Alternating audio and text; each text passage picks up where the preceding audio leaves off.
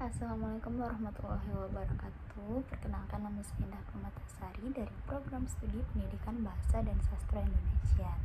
Di sini saya dari kelas B angkatan 24 dengan NIM 50 ingin menyampaikan beberapa rangkuman atau catatan yang saya dapatkan dari seminar sastra horor dengan pemateri Ibu Dwi dari Universitas Negeri Malang.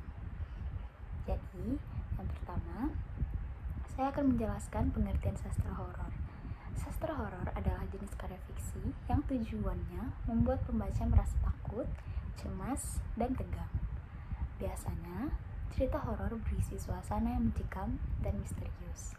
Tapi, lebih dari sekedar menakut-nakuti, sastra horor juga bisa membangkitkan memori atau perasaan yang mengganggu secara emosional. Misalnya, rasa bersalah, trauma, atau ketakutan terhadap hal yang tidak bisa dijelaskan secara logika. Kemudian kita masuk ke asal mula sastra horor. Jadi sastra horor sebenarnya sudah ada sejak lama. Awalnya cerita-cerita horor muncul dari dongeng, mitos, dan legenda rakyat yang disampaikan secara lisan. Misalnya kisah hantu, roh jahat, atau makhluk gaib.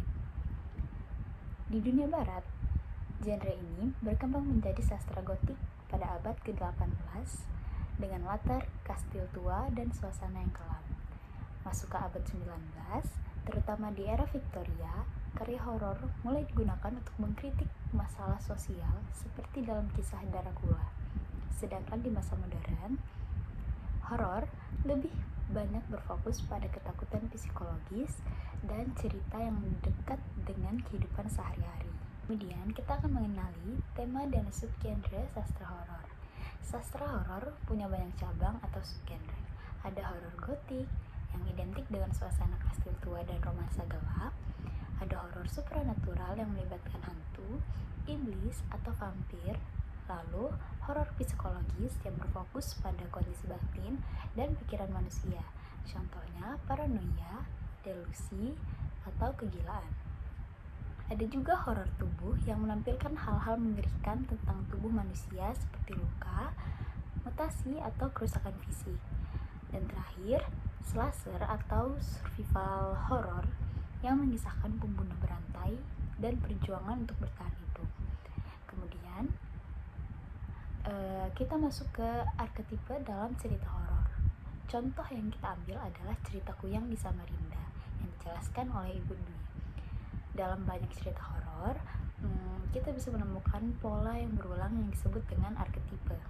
Contohnya, dalam kisah Kuyang dari Samarinda, ada arketipe karakter, arketipe situasi, dan arketipe simbol. Yang pertama saya akan menjelaskan arketipe karakter. Yang pertama, the hero, yaitu tokoh utama yang berusaha menangkap Kuyang. Kemudian ada the innocent youth, yakni suami dari wanita atau Kuyang yang tidak tahu apa-apa. Kemudian yang ketiga ada the trickster, yaitu wanita Kuyang itu sendiri, yang dimana dia menipu dan menebar teror. Kemudian kita masuk ke arketipe situasi, yaitu seperti pertarungan antara kebaikan dan kejahatan, kematian bayi yang jadi korban, serta unsur sihir dalam ritual penangkapan Kuyang. Kemudian, arketipe simbol bisa terlihat dari darah yang melambangkan kehidupan dan keabadian, serta pohon pisang yang dipercaya sebagai tempat perlindungan atau persembunyian.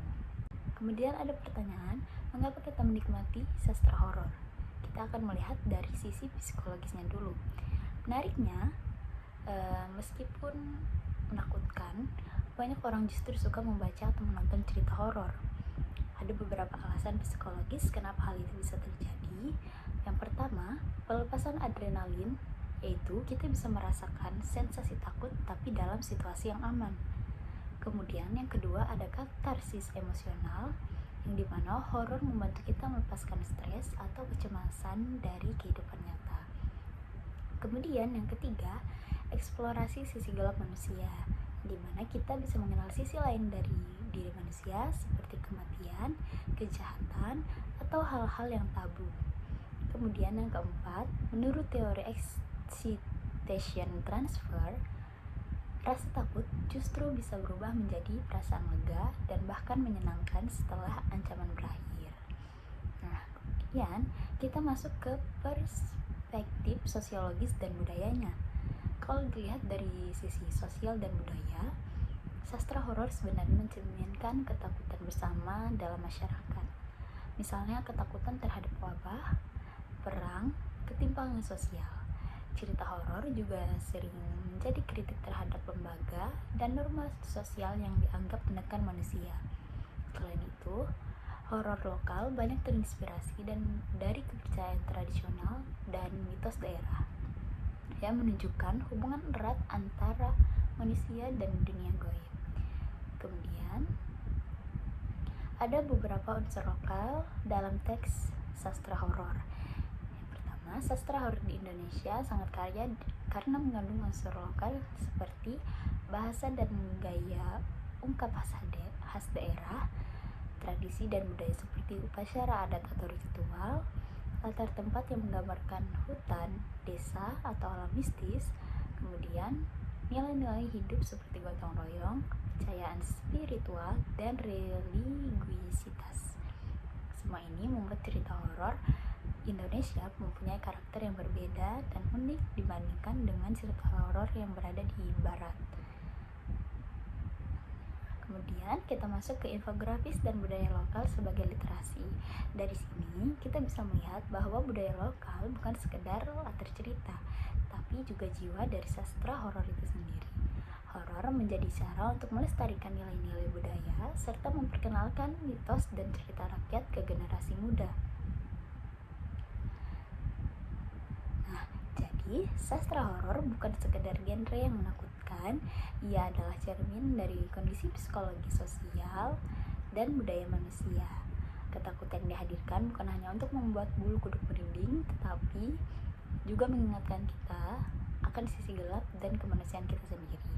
Sastra horor terus berkembang mengikuti zaman dan jenis ketakutan yang baru, sehingga akan selalu relevan dan menarik untuk dipelajari. Sekian itu saja yang dapat saya sampaikan dari apa yang saya rangkum pada saat seminar. Apabila ada kesalahan atau ketidakjelasan pada saat menyampaikan, saya mohon maaf. Saya akhiri. Wassalamualaikum warahmatullahi wabarakatuh.